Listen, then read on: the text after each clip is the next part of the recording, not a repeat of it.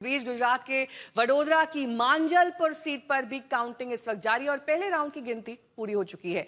BJP के सतीश पटेल को 3,178 vote हासिल हुए हैं। कांग्रेस के भीखा भाई रबारी को 1,578 वोट मिले हैं। वहीं नोटा में 144 वोट गए हैं। मांजलपुर में 30 जुलाई को वोट डाले गए थे। मांजलपुर विधानसभा सीट से साल 2022 के विधानसभा चुनाव में बीजेपी के योगेश पटेल ने जीत दर्ज की थी, लेकिन योगेश पटेल के निधन के बाद मांजलपुर विधानसभा सीट पर उपचुनाव हुआ है। वडोदरा की मांजलपुर सीट बीजेपी का गढ़ रही है। साल 2012, 17, 2022 में लगातार बीजेपी से योगेश पटेल ने जीत हासिल की थी। तो पहले राउंड की गिनती पूरी हो गई है मांजलपुर में।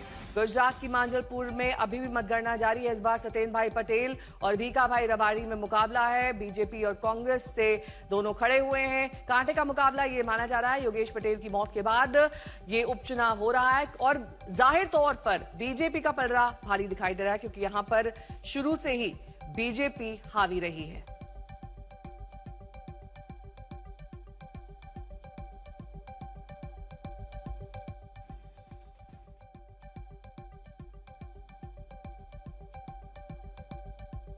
तो गुजरात की मांजलपुर सीट पे मतगणना कुछ देर बाद, माना जा रहा है 1 से 2 घंटे में पूरी तरीके से रिजल्ट आ जाएंगे। पहले राउंड की गिनती पूरी हो चुकी है। सुबह 8 बजे से ही इन सीटों पर गिनती जारी है। आपको बता दें कि मांजलपुर सीट जो बीजेपी का गढ़ मानी जाती है, लगातार 3 चुनाव में बीजेपी ने यहां से जीत दर्ज की और अब उपचुनाव हो रहे हैं। यहाँ पर हिमांशु मिश्रा मेरे सहयोगी जुड़ गए हैं तमाम जानकारी के साथ। हिमांशु, मांजलपुर पर भी बीजेपी काबिज हो सकती है, क्योंकि वहां पर तो ट्रेंड ही रहा है।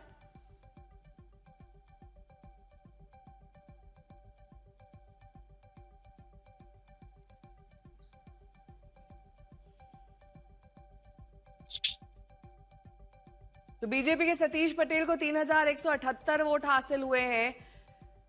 वो मांजलपुर सीट से बीजेपी के उम्मीदवार हैं। वहीं कांग्रेस के उम्मीदवार भीखा भाई रबारी को 1,578 वोट हासिल हुए हैं। 3 सीटों पर फैसले का दिन आज है। बांकीपुर, दतिया और मांजलपुर।